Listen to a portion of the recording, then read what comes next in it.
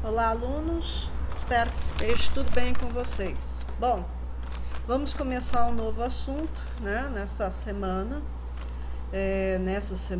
né, que é a cidadania em Roma na antiguidade, tá? Então, nas aulas anteriores eu falei a respeito da cidadania na Grécia Antiga, né? Falamos sobre a educação de Atenas, a educação de Esparta, como era a organização, né, da política, né, das duas cidades. E hoje a gente vai falar basicamente sobre Roma, tá? Após as lutas e reivindicações dos plebeus a partir do século V a.C., os plebeus conquistaram seus direitos, ampliando seu acesso à cidadania em Roma. Então, o que está dizendo aqui? Que os primeiros tempos de Roma, durante a monarquia, os únicos cidadãos de Roma, considerados cidadãos, eram a elite, né? Eram aqueles que pertenciam à elite, o pessoal que era dono de grandes propriedades, que eram chamados patrícios. Eles eram os únicos que podiam participar das decisões políticas, que ocupavam os cargos públicos, né? E que também tomavam as decisões a respeito de Roma. Os plebeus, eles eram homens livres, mulheres livres, podiam ir e vir, mas não possuíam direitos, eles só possuíam deveres. E isso fez com que, e os plebeus eram a grande maioria da população romana, isso fez com que eles... gente, desculpa o carro de som, hein? Isso fez com que os plebeus, eles buscassem, a partir do século V, né, uma nova expectativa de vida, eles buscassem seus direitos. Eles perceberam a importância deles, que a produção de riqueza em Roma estava nas mãos deles, né? Eles que executavam os principais trabalhos, que era a produção agrícola, que era a produção artesanal, o comércio, então era praticado aí pelos plebeus. E o que acontece é que eles só tinham deveres e não tinham direitos. E eles começam a perceber essa importância deles para Roma. E com o tempo eles começam a se rebelar contra essa imposição da tradição romana, que somente os patrícios tinham direitos. E eles começam a fazer suas reivindicações, tá? Para ampliar o seu acesso à cidadania. E a partir desse século V a.C., eles começam a conquistar os primeiros direitos, tá? A sociedade e a cidadania em Roma, as transformações. A expansão territorial em Roma provocou o empobrecimento dos pequenos agricultores, que faziam parte dos plebeus. Não eram que todos eles eram plebeus, tá? Os pequenos agricultores faziam parte da camada social dos plebeus. Porém, os grandes proprietários enriqueceram mais ainda com a possibilidade de novas terras para produzir.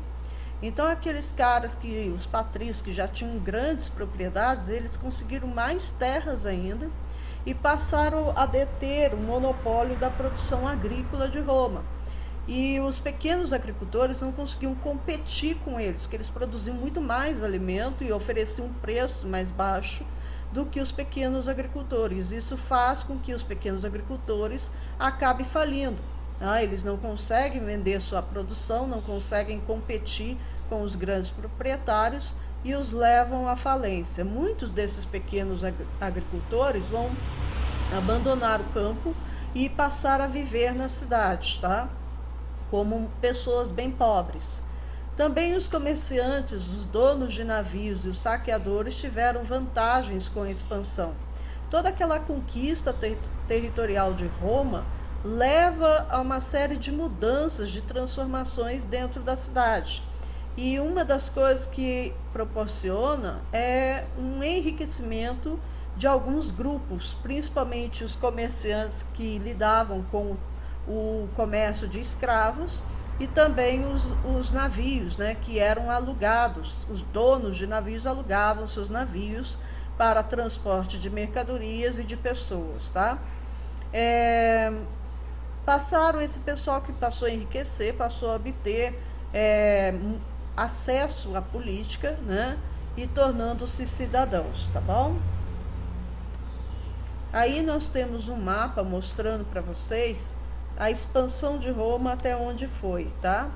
Então vocês podem observar, Roma é essa cidade, estado aqui, mas que vai alcançar uma extensão, um domínio, né, por todo esse território que vocês estão vendo, né, marcado no mapa com essas linhas negras, né?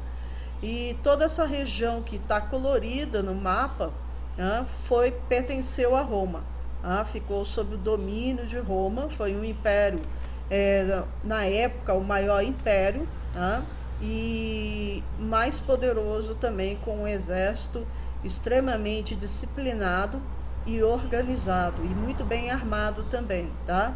E treinado. O mar Mediterrâneo também fica sob controle do Império Romano. Eles chegaram a chamar o mar Mediterrâneo de Mare Nostrum. Teve um grande aumento de magistrados e senadores conforme Roma foi expandindo o seu território, foi conquistando mais e mais territórios. Eles passaram a ter necessidade de ter mais magistrados, então aumentou o número de magistrados. Relembrando vocês, os magistrados são aqueles que eram o cônsul, né? Eram os pretores, os questores, os censores, o edis, tá? Então esses é que formavam os magistrados, além dos tribunos da plebe, que eram os magistrados que representavam exclusivamente a camada dos plebeus. Isso aí está inserido naquelas conquistas dos plebeus que eles conseguiram, né, aqueles direitos que garantiram a eles melhor condição de vida e melhor participação política dentro de Roma. Também ampliou o número de senadores. Quando Roma era uma monarquia, né, eles tinham cerca de 300 senadores. Conforme Roma foi expandindo, esse número aumentou para 600, e quando chega durante o período do Império, chega a ter um período com mais ou menos 1000 senadores. Depois esse número vai ser reduzido também, tá? Um número maior de pessoas tornou-se necessário para administrar o Império em construção. Então eles achavam que era necessário mais pessoas, mais funcionários públicos para ajudar na administração. Porém, os privilégios da cidadania foram garantidos aos mais ricos. Os pobres possuíam pouco acesso às decisões políticas, o que vai sendo modificado conforme Roma vai expandindo, tá? Aí nós temos a sociedade romana, né, como eles viviam aí dentro da cidade, né? O comércio, um comércio bem intenso, tá? Havia comércio de todo quanto é tipo de produtos e mercadorias, e havia também um constante ir e vir de nobres pelas ruas de Roma, mas consequentemente também de muitos escravos. Esse aqui, por exemplo, é um escravo. Estes aqui carregando um cesto também estes daqui. Tá? Percebe-se que ele é o escravo porque ele está executando o trabalho pela vestimenta, tá? E os nobres tinham umas vestimentas diferenciadas, por exemplo, né, com túnicas mais longas, né, com tecido era mais fino também. Tá? O tecido da pessoa mais pobre e do escravo era um tecido rústico. Entre a revolta e o pão e circo, tá? Como as conquistas aumentou muito com as conquistas, né? Tem um erro ali. Com as conquistas aumentou muito o número de plebeus empobrecidos. Tá? Então, os plebeus eles tiveram um grande avanço a partir lá do século V, né, antes de Cristo, conquistando seus direitos políticos. Porém, conforme Roma foi aumentando o seu domínio sobre outras regiões, foi aumentando também o número de escravos que entravam em Roma. E esse número ele foi enorme, tá? Muito, muito grande o número de escravos dentro de Roma. E esses escravos passaram a executar os trabalhos braçais. Tá? Então, eles que produziam lá na propriedade do patrício, haviam muitos escravos para plantar e colher, cuidar dos animais, tá? Nas cidades haviam muitos escravos, como vocês viram na imagem, né, trabalhando. Então havia muitos escravos produzindo. E os plebeus eles vão perdendo importância por causa da presença dos escravos. E aí muitos plebeus vão empobrecendo por não ter condições de competir com os poderosos que tinham muitos escravos produzindo para eles, tá? Alguns políticos vão propor medidas para melhorar as condições de vida dessa população de plebeus que foram empobrecendo. Muita gente começou a passar por necessidade, não tinha condições nem sequer de pagar aluguel, tá? E tudo mais. Coisas que muitas das vezes hoje a gente vê, né, no mundo moderno, também acontecia nesse período romano.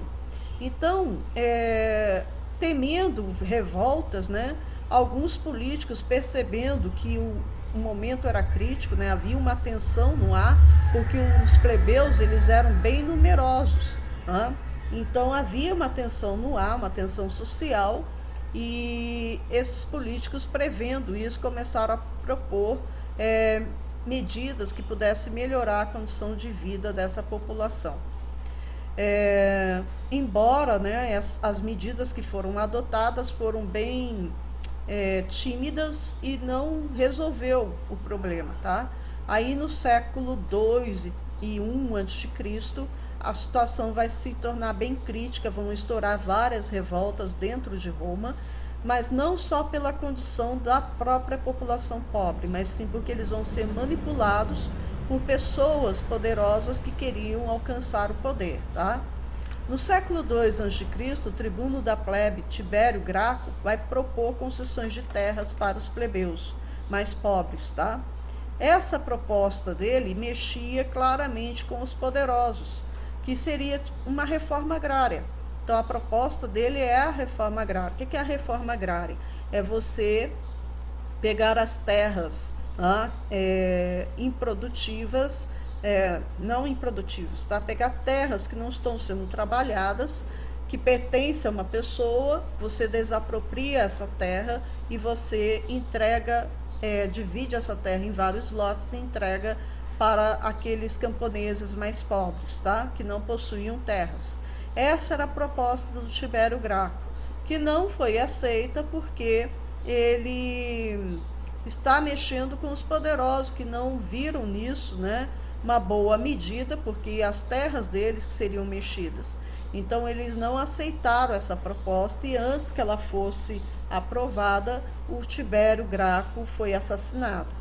Mais tarde, o irmão dele, cerca de 10 anos depois, o irmão dele vem com a mesma proposta, era o Caio Graco.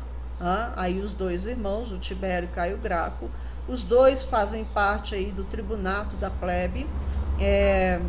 Primeiro o Tibério foi eleito, depois o Caio. Lembrando que o tribuno da plebe, né, ele era um representante dos plebeus. E ele faz essa proposta, né, eles fazem. Assim como o Tibério, Caio Graco, ele retoma o projeto do irmão. A ideia dele era limitar os latifúndios, ou seja, latifúndio é a imensa propriedade, era diminuir o número de latifúndios para que essas terras que fossem desapropriadas e entregues para as pessoas mais pobres. Ele vai ter o apoio, o Caio Graco vai ter o apoio dos homens novos, que eram os cavaleiros, né, que enriqueceram com o comércio de escravos, mas, em contrapartida, os patrícios vão se opor a ele ferrenhamente. Ele também vai criar a lei frumentária, que seria uma lei que baratearia, né, o preço do trigo, que era a principal matéria-prima para o pão, né, que era o principal alimento, principalmente dos mais pobres dentro de Roma. Então, essa era uma das propostas dele. Defendeu a criação de colônias agrícolas, que seria exatamente essas terras entregues na mão dos mais pobres, e eles, então, seria proposto formar uma colônia entre eles, tá? Sofreu grande oposição e acabou, diante da pressão que foi intensa com relação a ele acaba se suicidando, tá? Pelo menos oficialmente foi o registro definido aí, dizendo que foi suicídio. Alguns anos depois, Caio Graco, isso eu já falei, voltando aqui, tá? A partir desses momentos, estouraram várias revoltas depois da morte do Caio Graco, revoltas populares, tá? A população ficou extremamente insatisfeita com o que os poderosos estavam fazendo, e alguns poderosos também vão usar esse povo revoltado para alcançar o poder, então eles vão ser manipulados. Diante dessa situação, né, para acalmar as coisas em Roma, né, estabelecer aí uma tranquilidade maior, eles criaram uma política do pão e circo. Foi criada aí pelo Senado. O que é essa política do pão e circo? É uma política de alienação da população, onde eles vão dar alimento quase que de graça para a população e vão também proporcionar divertimento para essa população. O objetivo é que essa população ficasse agradecido pelo alimento quase que de graça e agradecido também pelo divertimento e com a mente totalmente entretida, né, na questão do divertimento, né? O divertimento para os romanos eram lutas de gladiadores, corridas de bigas, teatros. Então isso era oferecido para a população praticamente de graça e eles ficavam entretidos naquilo, porque esse divertimento deles, né, durava dias. Então eles esqueciam o que realmente tinha de importância, estava acontecendo no mundo político, estava acontecendo lá no Senado, né, as medidas que eles estavam adotando, eles não se importavam porque eles estavam com a mente focada na questão do divertimento. Essa política do pão e circo, né, os princípios dela são implantados até hoje, no meio da política moderna. Muitos políticos utilizam-se desse recurso, né, dessa ferramenta para manipular a população e aliená-la. Aliená-la vai ser tirar o foco dela do que é importante.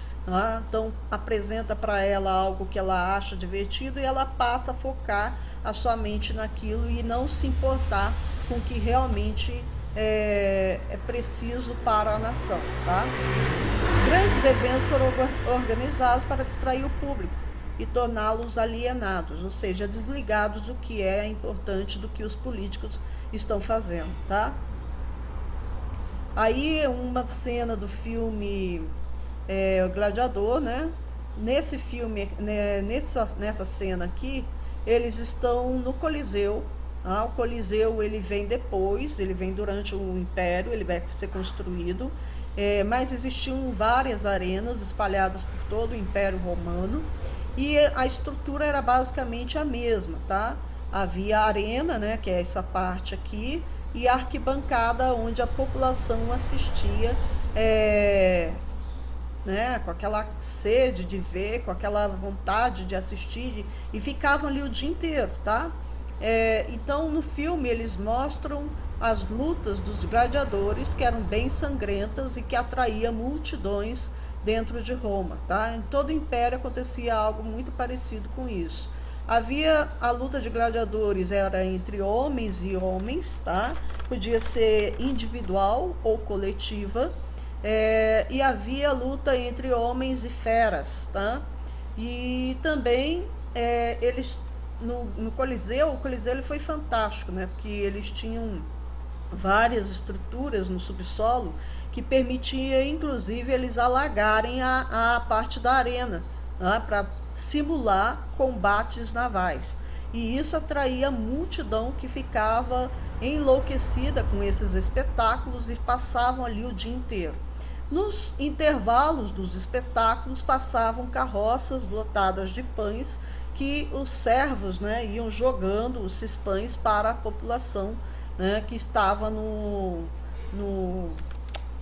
que estava assistindo, né, estava na arquibancada. E aqui é um outro momento que os romanos gostavam bastante, que eram as chamadas corridas de bigas, que não acontecia no Coliseu, acontecia no Circos Máximos, e também a mesma estrutura. Havia a arena, que era a pista para a corrida dos cavalos, com carros de combate, tá? E aqui a população ficava assistindo. Isso aí era um dos espetáculos passado para os romanos, tá? E aí mais uma cena do filme, o Gladiador, aonde ele está enfrentando, né, um outro gladiador e um tigre, né? E isso era muito comum para os romanos e deixava a população enlouquecida, tá bom? Vamos parar por aqui, continuamos no próximo vídeo. Fiquem com Deus.